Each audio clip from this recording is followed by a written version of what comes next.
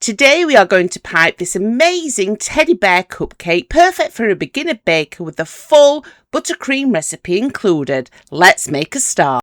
This buttercream is perfect for piping and I will be showing you how to make it step by step in just a moment. But I start by colouring this with the chestnut colour by Sugar Flare.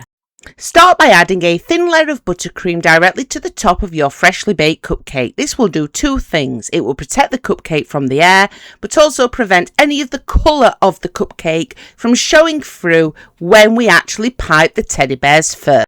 We're going to start with the fondant essence. Take a bowl of fondant and push this down onto your work surface. This has been coloured with the chestnut by Sugar Flare.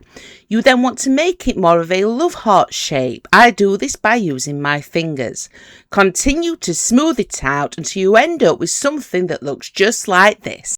Using the opposite end of a piping nozzle, simply push this directly into the mouth shape. This will create a smiley face.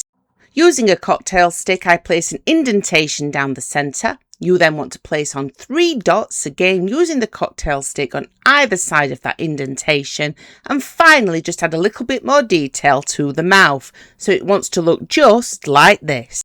For the ears, just roll out 2 identical balls of fondant and using a bowl tool simply place an indentation into the centre. Very simple to achieve and you want them to look just like this. We are now going to apply these directly to the cupcake and then now we're going to start on the buttercream. I start by adding the mouth. As you can see off camera, I just rolled out a small piece of pink fondant for the nose.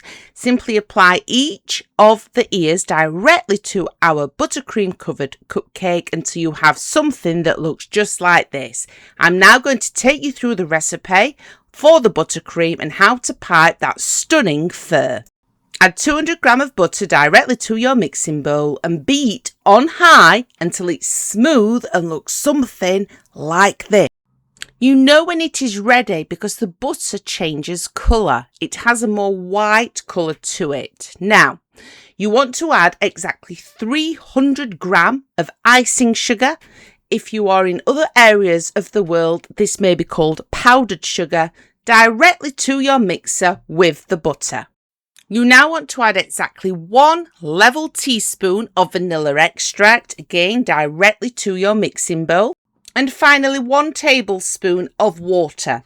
I then simply mix this before adding it directly to my mixer. This will just help prevent all of the icing sugar going absolutely everywhere just because you're giving it a little mix by hand first.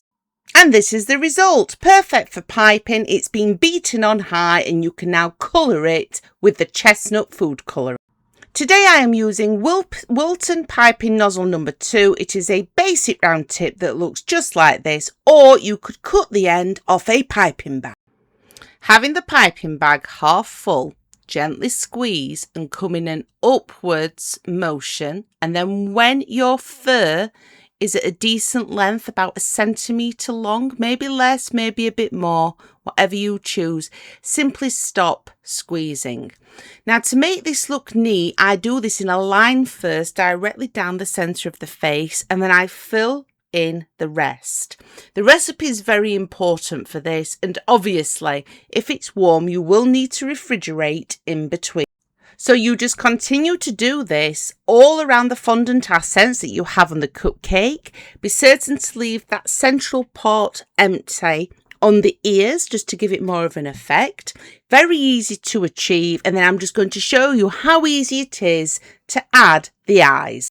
For the eyes, all you'll need are 2 small balls of black fondant, and then I add a very, very tiny ball of white fondant to each of the eyes. This will make them look more realistic. Little tip, refrigerate the cupcake first so that if you accidentally place the eye in the wrong section or it doesn't look quite right, you can then take it off without causing too much damage to your buttercream cupcake. They really are as simple and easy as that to make. Excellent if you are a beginner baker. Perfect for so many different celebration cakes, and I really hope I've helped you again today. I'll be back soon with an awful lot more new, completely free content.